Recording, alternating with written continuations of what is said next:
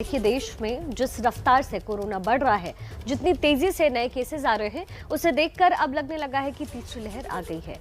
एक दिन पहले 24 घंटे में कोरोना के 90,000 से ज्यादा नए केस आए थे। अब आशंका जताई जा रही है कि आज ये आंकड़ा 1 लाख को पार कर सकता है। देश में एक बार फिर कोरोना के रिकॉर्ड तोड़ मामले सामने आने लगे हैं और इसी के साथ देश में कोरोना की तीसरी लहर नजर आने लगी है। सबसे पहले आपके सामने ताज़ा आंकड़े रख देते हैं। गुरुवार को जो आंकड़े आए उसके मुताबिक देश में पिछले 24 घंटे में 90,928 केस आए हैं।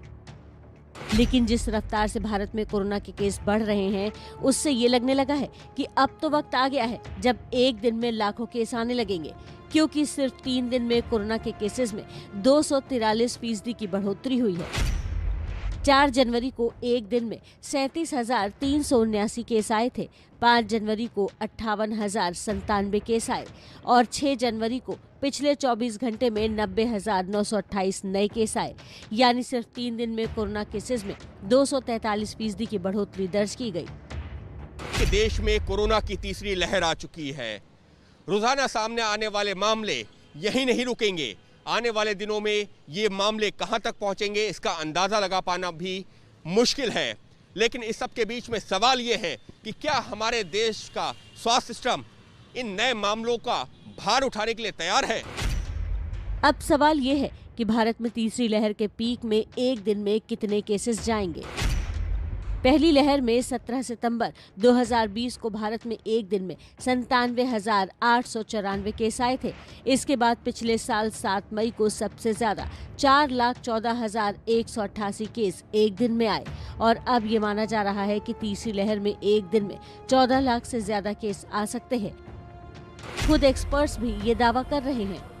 अगर जो केसेस कल यूके में हुए हैं 88,000 के करीब, 80,000 ले लीजिए, अगर हम उसको पॉपुलेशन के बेस पे लें तो ये 14 लाख केस होंगे भारत की पॉपुलेशन पे। अगर हम उसको कोरोना के नए वेरिएंट ओमिक्रॉन की बात करें तो देश में ओमिक्रॉन के 2,630 मामले सामने आए हैं, जिसमें से 995 मरीज ठीक भी हो चुके हैं। महाराष्ट्र में ओमिक्रॉन के सबसे ज्यादा 797 केस हैं, जबकि दिल्ली में 465 मामले सामने आए हैं। भारत में इस वेरिएंट से अब तक सिर्फ 1 मौत हुई है, लेकिन ओमिक्रॉन के केस भी तेजी से बढ़ रहे हैं। इसलिए ओमिक्रॉन को फिलहाल हल्के में लेने की लापरवाही बिल्कुल भी ना करें। देखिए, देश में कोरोना का संक्रमण रिकॉर्ड तोड़ रफ्तार से बढ़ रहा है। दिल्ली और मुंबई में हालत बेहद खराब है। आपको मुंबई का हाल दिखाएं, उससे पहले कोरोना संकट से जुड़ा कुछ अपडेट दे देते हैं जो आपके लिए जानना जरूरी है। देखिए, राजस्थान के मुख्यमंत्री अशोक गहलोत खुद कोरोना पॉजिटिव हो गए हैं। उन्होंने इसके बारे में ट्वीट करके जानकारी दी है।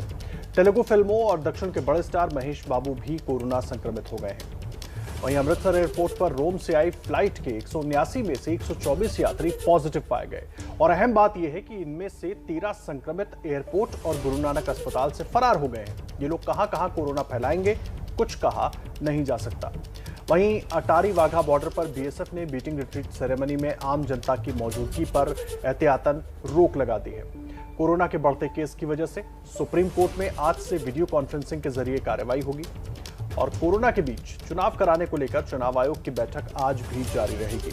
वहीं केजरीवाल सरकार ने मुफ्त राशन वितरण मई 2022 तक बढ़ा दिया है। केंद्र सरकार ने 9 राज्यों और केंद्र शासित प्रदेशों को कोरोना जांच को बढ़ाने का सुझाव दिया है, ताकि वक्त रहते कोरोना के मामलों पर हम रोक लगा सकें और जो लोग बीमार हैं उनको सही इलाज मिल सके।